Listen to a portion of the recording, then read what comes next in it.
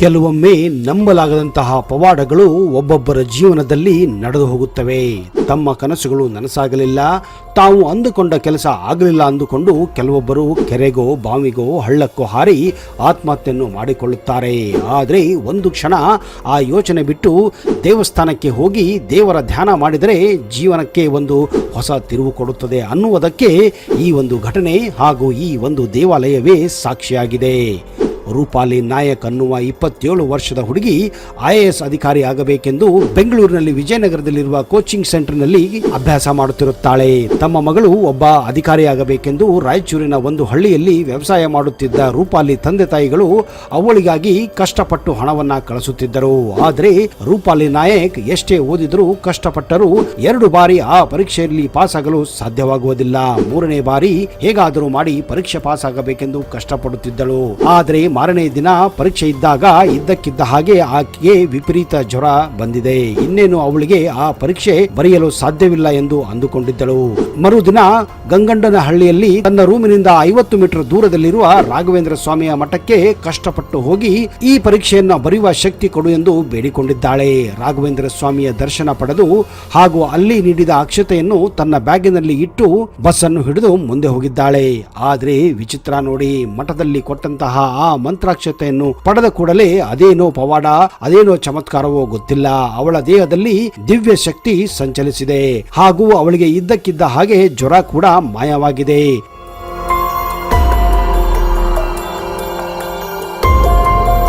ಖುಷಿಯಿಂದ ಬಸ್ ಅನ್ನ ಹತ್ತಿ ಪರೀಕ್ಷಾ ಕೇಂದ್ರಕ್ಕೆ ಹೋಗಿ ಪರೀಕ್ಷೆಯನ್ನು ಕೂಡ ಬರೆದಿದ್ದಾಳೆ.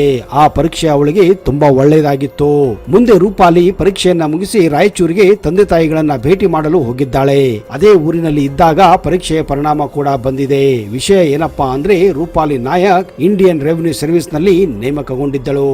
ಆಗ ರೂಪಾಲಿಗೆ ಗೊತ್ತಾಗಿದ್ದು ಇದೆಲ್ಲ ಶ್ರೀ ರಾಘವೇಂದ್ರ ಸ್ವಾಮಿಗಳ ಮಠದ ಹಾಗೂ ಮಂತ್ರಾಕ್ಷತೆಯ ಮಹಿಮೆ ಎಂದು. ತಾನು ಅಧಿಕಾರಿಯಾಗಿ ಮರುದಿನವೇ ಅವಳು ಮೊದಲು ಭೇಟಿ ಕೊಟ್ಟಿದ್ದು ಆ ಕಾಮಧೇನು ಕ್ಷೇತ್ರಕ್ಕೆ ಹಾಗೂ ಆ ರಾಘವೇಂದ್ರ ಸ್ವಾಮಿಗಳ ಚಮತ್ಕಾರಕ್ಕೆ ಅವಳು ತಲೆಬಾಗಿದ್ದಾಳೆ. ಈಗ ಎಲ್ಲೇ ಇದ್ದರೂ ವರ್ಷಕ್ಕೆ 2ರಿಂದ 3 ಬಾರಿ ಈ ಕಾಮಧೇನು ಕ್ಷೇತ್ರಕ್ಕೆ ಬಂದು ಅವಳು ಭೇಟಿ ಕೊಡುತ್ತಿದ್ದಾಳೆ. ಮಂತ್ರಾಲಯ ನಂತರ ಅತಿ ಶಕ್ತಿಶಾಲಿ ರಾಘವೇಂದ್ರ ಮಠ ಇರೋದು ಬೆಂಗಳೂರಿನ ಕಾಮಧೇನು ಕ್ಷೇತ್ರ. ಇದನ್ನ ಮಿನಿ ಮಂತ್ರಾಲಯ ಎಂದೇ ಕೂಡ ಕರೆಯುತ್ತಾರೆ. ಈ ದೇವಾಲಯಕ್ಕೆ ಭೇಟಿ ನೀಡಿದ ಭಕ್ತರು ಮಂತ್ರಾಲಯಕ್ಕೆ ಭೇಟಿ ನೀಡಿದಷ್ಟೇ ದೈವಿಕ ಅನುಭವವನ್ನ ಪಡೆಯುತ್ತಾರೆ. ಕಾಮಧೇನು ಕ್ಷೇತ್ರ ದೇವಾಲಯವು ಒಂದು ಸಾಲಿಗ್ರಾಮ ಕಲ್ಲಿನಿಂದ ಕೆತ್ತಿದ ಗರ್ಭಗುಡಿ ವಿಗ್ರಹವನ್ನ ಹೊಂದಿದೆ. ಇದು ಭೂವರಾಹ ಸ್ವಾಮಿ, ಆಂಜನೇಯ ಮತ್ತು ರಾಘವೇಂದ್ರ ಸ್ವಾಮಿಗಳನ್ನ ಹೊಂದಿದೆ. ಇಲ್ಲಿನ ಬೃಂದಾವನವು ರಾಯರ ನಾಮವಿರುವ ಪುಸ್ತಕಗಳಿಂದ ನಿರ್ಮಿತಗೊಂಡಿದೆ. ಇದು 108 ಕೋಟಿ ಶ್ರೀ ರಾಘವೇಂದ್ರ ಗ್ರಂಥಗಳನ್ನ ಸ್ಥಾಪಿಸಿದ ಭಾರತದ ಏಕೈಕ ಸ್ಥಳವಾಗಿದೆ. ಈ ದೇವಸ್ಥಾನಕ್ಕೆ ಭೇಟಿ ನೀಡಿದ ಭಕ್ತರು ಇಲ್ಲಿನ ರಾಯರ ಆಶೀರ್ವಾದ ಪಡೆಯುವ ಮೂಲಕ ಪವಾಡಗಳನ್ನು ಅನುಭವಿಸುತ್ತಾರೆ. ತಾವು ಎತ್ತ ಸಾಗಿದರೂ ಅವರಿಗೆ ರಾಯರು ಕಾಣಿಸಿಕೊಳ್ಳುತ್ತಾರೆ ಅನ್ನುವ ಅನುಭವ ಅವರಿಗಾಗುತ್ತದೆ. ರಾಯರ ಈ ಸನ್ನಿಧಾನವು ತನ್ನದೇ ಆದ ಪವಾಡಗಳ ಮೂಲಕ ಭಕ್ತರನ್ನು ತನ್ನತ್ತ ಆಕರ್ಷಿಸುತ್ತದೆ.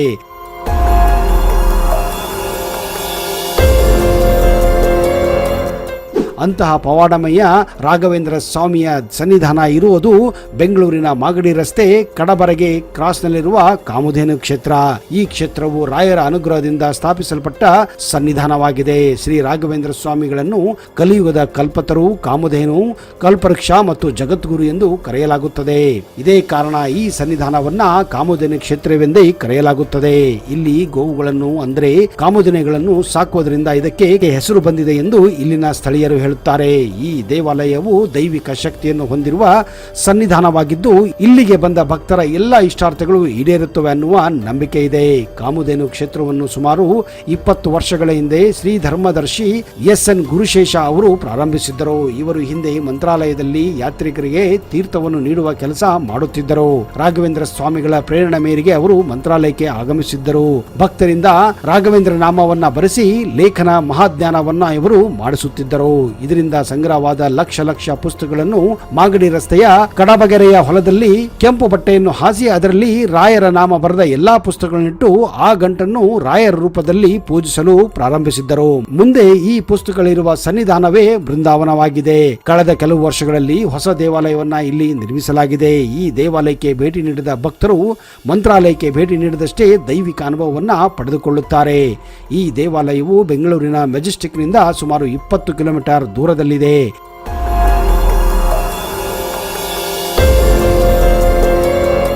ಈ ಕಾಮಧೇನು ಕ್ಷೇತ್ರವನ್ನ ಎರಡನೆಯ ಮಂತ್ರಾಲಯ, ಬೆಂಗಳೂರಿನ ಮಿನಿ ಮಂತ್ರಾಲಯ ಎಂದೇ ಕರೆಯಲಾಗುತ್ತದೆ.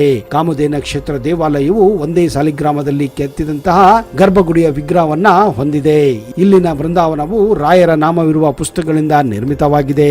ಈ ದೇವಸ್ಥಾನವು ಪ್ರತ್ಯೇಕವಾದ ಕೋಣೆಯನ್ನು ಹೊಂದಿದ್ದು ಇದರಲ್ಲಿ ಶ್ರೀವಲ್ಲಿ ಮತ್ತು ಕಲ್ಪವಲ್ಲಿಯನ್ನ ಇಡಲಾಗಿದೆ. ಇಲ್ಲಿನ ರಾಘವೇಂದ್ರನ ಮಹಾಲೇಖನ ಮಹಾಜ್ಞಾನ ಬೃಂದಾವನವನ್ನು ಮೃತಿಕಾ ಬೃಂದಾವನ ಎಂದು ಕರೆಯಲಾಗುತ್ತದೆ. ಇದರ ಆವರಣದಲ್ಲಿ ನಾವು ರಾಯರಿಗೆ ಪ್ರಿಯವಾದ ತುಳಸಿ ತೋಟವನ್ನು ಕೂಡ ನೋಡಬಹುದು.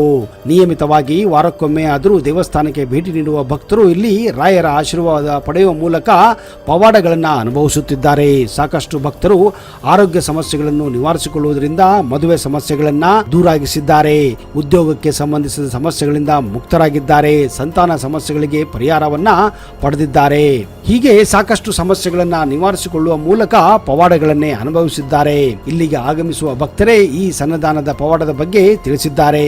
ಈ ಕಾಮಧೇನು ಕ್ಷೇತ್ರದ ರಾಘವೇಂದ್ರ ಸ್ವಾಮಿಗಳ ಮಂತ್ರಾಕ್ಷತೆ ಪವಾಡ ಇತ್ತೀಚೆಗೆ ಒಂದು ಮರಣ ಹೊಂದಿದ ಮಗುವನ್ನ ಜೀವಂತ ಮಾಡಿದ ಘಟನೆ ಇತ್ತೀಚೆಗೆ ಬೆಳಕಿಗೆ ಬಂದಿದೆ. ಬೆಂಗಳೂರಿನ ಹೊರವಲಯದಲ್ಲಿ ಇರುವ ತಾವರೆಕೆರೆ ಗ್ರಾಮದ ಪೆದ್ದಯ್ಯನ ಪಾಳದ ಸುಶೀಲಾ ಅನ್ನುವ ಮಹಿಳೆ ತಮ್ಮ ಮನೆಯ ಪಕ್ಕದಲ್ಲಿರುವ ಗದ್ದೆಯಲ್ಲಿ ಕೆಲಸವನ್ನ ಮಾಡುತ್ತಿದ್ದಳು. ಅಂದು ಶನಿವಾರ ಆಗಿದ್ದರಿಂದ ಶಾಲೆಯಿಂದ ಬಂದಂತಹ 3.5 ವರ್ಷದ ಅವಳ ಮಗ ಗಿರೀಶ ಅವಳ ಜೊತೆ ಗದ್ದೆಯಲ್ಲಿ ಆಟವಾಡುತ್ತಿದ್ದ.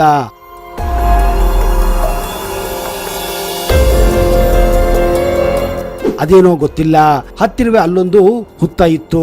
ಹುತ್ತದ ಬಗ್ಗೆ ಗೊತ್ತಿಲ್ಲದ ಮಗು ಹುತ್ತದಲ್ಲಿ ಕೈ ಹಾಕಿದೆ. ಸುಶೀಲಾ ತನ್ನ ಕೆಲಸದಲ್ಲಿ ಆಮೇಲೆ ಅರ್ಧ ಗಂಟೆ ಬಿಟ್ಟು ಮಗುವನ್ನು ಹುಡುಕಿದಾಗ ಅವಳಿಗೆ ಎಲ್ಲೋ ಅಕ್ಕಪಕ್ಕ ಕಂಡಿಲ್ಲ. ಹುಡುಕುತ್ತಾ ಹುತ್ತದ ಹತ್ತಿರ ಹೋದಾಗ ಅಲ್ಲಿ ಮಗು ಮೂರ್ಛೆ ಹೋಗಿ ಬಿದ್ದಿದ್ದು ಕಂಡು ಗಾಬರಿಯಾಗಿದ್ದಾಳೆ. ಆಮೇಲೆ ಗೊತ್ತಾಗಿದ್ದು ಆ ಮಗುವಿಗೆ ಒಂದು ನಾಗರ ಹಾವು ಕಚ್ಚಿತ್ತೆಂದು. ಸುಶೀಲಾ ಆ ಮಗುವನ್ನ ಎತ್ತಿಕೊಂಡು ಹತ್ತಿರದ ಆಸ್ಪತ್ರೆಗೆ ಕರೆದುಕೊಂಡು ಹೋಗಿದ್ದಾಳೆ. ಅಲ್ಲಿಯೇ ಇದ್ದ ಚಿಕ್ಕ ಆಸ್ಪತ್ರೆ ಆ ಮಗುವನ್ನ ಅಡ್ಮಿಟ್ ಮಾಡಿಕೊಂಡಿಲ್ಲ. ಬೆಂಗಳೂರಿನ ದೊಡ್ಡ ಆಸ್ಪತ್ರೆಗೆ ತೋರಿಸುವಂತೆ ಸಲಹೆ ನೀಡಿದ್ದಾರೆ. ಅಷ್ಟರೊಳಗೆ ವಿಷ ಸಂಪೂರ್ಣ ದೇಹವನ್ನ ಆವರಿಸಿರಬಹುದೆಂದು ಸುಶೀಲಾಗೆ ಗೊತ್ತಾಗಿದೆ. ಯಾವುದಕ್ಕೂ ಆಟೋ ಡ್ರೈವರ್ಗೆ ಬೇಗ ಆಸ್ಪತ್ರೆಯನ್ನ ತಲುಪಿಸಲು ಹೇಳಿದ್ದಾಳೆ. ಸುಶೀಲಾ ಅಷ್ಟರೊಳಗೆ ತನ್ನಲ್ಲಿದ್ದ ಕಾಮಧೇನು ಕ್ಷೇತ್ರದ ರಾಘವೇಂದ್ರ ಸ್ವಾಮಿಗಳ ಮಂತ್ರಾಕ್ಷತೆಯನ್ನ ಆ ಮಗುವಿನ ಕೈಯಲ್ಲಿ ಇಟ್ಟಿದ್ದಾಳೆ ಅಷ್ಟೇ. ವಿಜಯನಗರದಲ್ಲಿರುವ ಆಸ್ಪತ್ರೆಗೆ ಕರೆದುಕೊಂಡು ಒಳಗೆ ಹೋದಾಗ ಮಗು ಇದ್ದಕ್ಕಿದ್ದ ಹಾಗೆ ಎಚ್ಚರಗೊಂಡು ಅಮ್ಮ ಎಂದಿದೆ. ನಿಜಕ್ಕೂ ಸುಶೀಲಾ ಆಶ್ಚರ್ಯಚಕಿತಳಾಗಿದ್ದಾಳೆ. ಆಸ್ಪತ್ರೆಯಲ್ಲಿರುವ ಡಾಕ್ಟರ್ಗಳು ಮಗುವನ್ನು ಪರೀಕ್ಷಿಸಿ ಮಗುವಿಗೆ ಯಾವುದೇ ತೊಂದರೆ ಇಲ್ಲ ಅಂತ ಹೇಳಿ ಅವಳನ್ನ ಸಮಾಧಾನ ಮಾಡಿದ್ದಾರೆ. ಇದೆಲ್ಲ ಕಂಡಂತಹ ಸುಶೀಲಾಗೆ ನಿಜಕ್ಕೂ ಅಚ್ಚರಿಯಾಗಿದೆ. ನಿಜಕ್ಕೂ ಇದು ರಾಘವೇಂದ್ರ ಸ್ವಾಮಿಗಳ ಮಂತ್ರಾಕ್ಷತೆಯ ಪವಾಡವೆಂದು ನಂಬಿದ್ದಾಳೆ. ಹೌದು, ಆಸ್ಪತ್ರೆಯಲ್ಲಿದ್ದ ಡಾಕ್ಟರ್ಗಳು ಕೂಡ ನಡೆದ ಈ ಘಟನೆಯನ್ನು ಕೇಳಿ ಬೆಚ್ಚಿ ಬಿದ್ದಿದ್ದಾರೆ.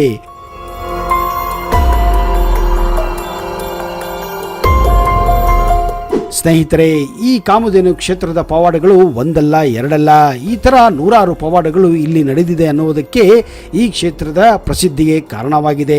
ನಿಮಗೇನಾದ್ರೂ ಅವಕಾಶ ಸಿಕ್ಕರೆ ಬೆಂಗಳೂರಿಗೆ ಬಂದಾಗ ನೀವೇನಾದ್ರೂ ಮಿನಿ ಮಂತ್ರಾಲಯ ನೋಡಬೇಕೆಂದ್ರೆ ತಪ್ಪದೆ ಕಾಮಧೇನು ಕ್ಷೇತ್ರಕ್ಕೆ ಭೇಟಿ ಕೊಟ್ಟು ಶ್ರೀ ರಾಘವೇಂದ್ರ ಸ್ವಾಮಿಗಳ ಆಶೀರ್ವಾದವನ್ನು ಪಡೆದು ನೀವು ಕೂಡ ಪುನೀತರಾಗಬಹುದು. ಒಂದು ವೇಳೆ ನೀವು ನಿಜಕ್ಕೂ ರಾಯರ ಭಕ್ತರಾಗಿದ್ದರೆ ಈ ವಿಡಿಯೋನ ಈಗಲೇ ಲೈಕ್ ಮಾಡ್ತೀರಾ ಹಾಗೂ ಕಮೆಂಟ್ ಬಾಕ್ಸಲ್ಲಿ ಜೈ ಶ್ರೀ ರಾಘವೇಂದ್ರ ಎಂದು ಬರೆಯುತ್ತೀರಾ. ಅಲ್ಲಿಯವರೆಗೆ ಜೈ ಹಿಂದ್, ಜೈ ಕರ್ನಾಟಕ. ನಿಮಗೆಲ್ಲ ಶುಭವಾಗಲಿ.